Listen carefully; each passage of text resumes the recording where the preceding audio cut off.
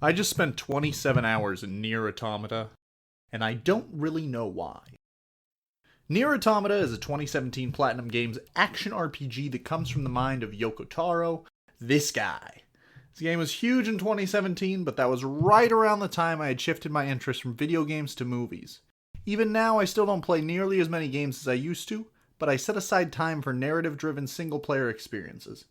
I love to experience stories, and video games offer an experience that you cannot get from movies or books or really any other medium currently available. And from everything I had heard about Automata, it was going to be an experience. And by the most basic definition of experience, it was. But after 27 hours and all the main endings, I can't really say I enjoyed the game, at least in its entirety. So over the next few minutes, I'm going to do a quick delve into the world of Nier Automata, and tell you what I liked and what I disliked, and overall why I was unfortunately disappointed in the game. Warning, while I won't be giving a lot of specifics about the plot, I will be briefly touching upon things that could be considered spoilers, so if you're planning on playing the game, maybe jump away now. As I started Automata and immediately began shooting my way through waves of enemies before being dumped on the ground to begin slashing and hacking my way through a factory, I was immediately hooked by the stylish and simple combat system. It was pretty fun to look at, and it was pretty easy to grasp. But as I went through the game, nothing really evolved or changed for me. The weapons felt different, but not different enough for me to search through all of them for the perfect one. I ended up just maxing out the engine blade, using it for the back half of the game. When it comes to combat, there was never really a feeling of progression. A lot of the ground units you fight are the same as the beginning of the game, just leveled up 40 extra times. New units are introduced, but only a handful of them are fun to fight. Most have uninteresting attack patterns, and most look the exact same. Towards the start of the game, there were many machines with different clothing choices, and I was excited for that to carry on throughout the game. But the vast majority of the enemies you face will have the same gray color palette and attack the same exact ways. Maybe it was because I was playing on normal, but most of the time the items felt worthless as well. I never needed any speed boosts or defense boosts or even to change my pod programs really. At a certain point you just throw some healing stuff in your plug-in programs and give yourself a damage boost and you're set for the game. This isn't a problem with just Automata, as I find a lot of action RPGs have useless items, but it was a problem for me nonetheless. I think it is also important to note that I am no way knocking people that are highly entertained by this type of gameplay. Whenever I need to relax, I put on Dynasty Warriors and turn off my brain, so I'm not necessarily an opponent of repetitive combat systems, but Nier Automata's just didn't grist. This is especially the case when it comes to the second journey through the campaign. Once you swap characters, the game gets significantly worse gameplay-wise. Combat is much less fun, and there's only what feels like 10 variations of the hacking minigame from enemies, so that gets dull about 11 times in. It was a slog to get through the second playthrough, and the bits of story that unraveled were not worth it, except maybe the last few. On the third playthrough, things get a little more interesting, mostly because of the fact you could use a second weapon again, sometimes. But the Berserker mode is something I never used outside of the initial fight it was introduced in, and the character's combat didn't feel different enough for me to become reinvested in the gameplay.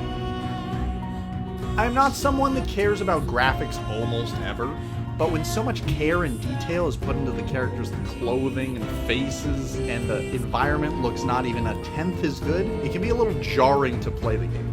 I didn't like most of the settings in this game, and the world didn't look like a game from 2017.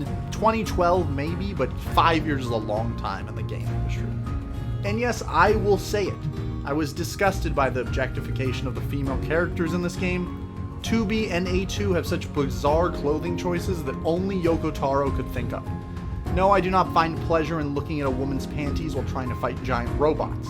Let me just fight the giant robots. It was honestly draining to get through some of the cutscenes of this game.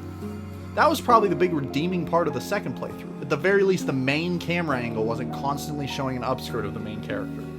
It's mostly disappointing because the soundtrack of this game is absolutely mind-blowing. I love the OST, and that's probably the one thing I will bring with me after this journey. I just wish more of the visual and auditory parts of this game matched the quality of the soundtrack.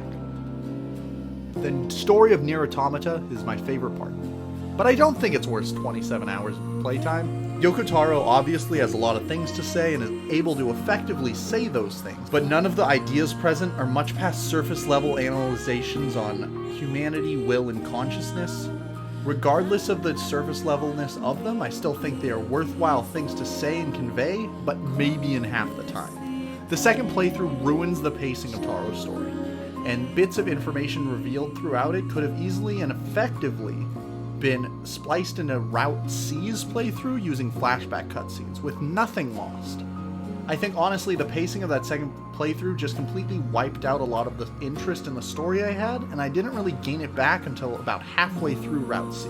The rest of the game was fun, and I did enjoy the story, but it just wasn't a satisfying or gripping enough a conclusion for me after all of that work.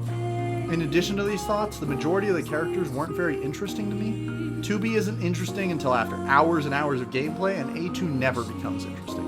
9S is the best character in the game, followed closely by Pascal, and then everyone else is just kind of there. Adam and Eve don't have enough scenes to make me care one way or another about them, and the commander was pretty uninteresting.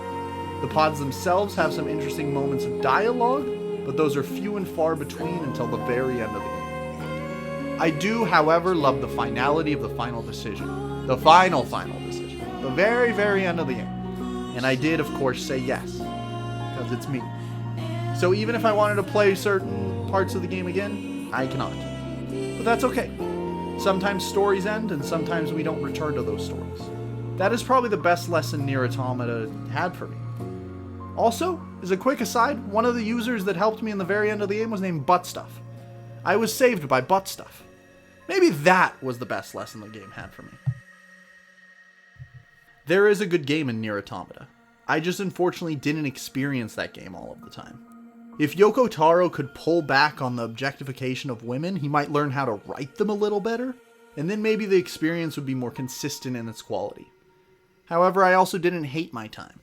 This isn't a game I will look back on a lot in the future, but my journey through it was pleasant enough, and it helped me learn a lot about what I like about video games now that I'm older and trying to get back into them.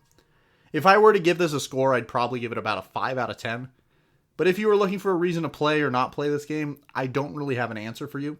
It's a game that will grab everyone else differently, and what didn't work for me may work for you, and some things I liked you may hate. But one thing is for certain, you probably will never actually fish in this game.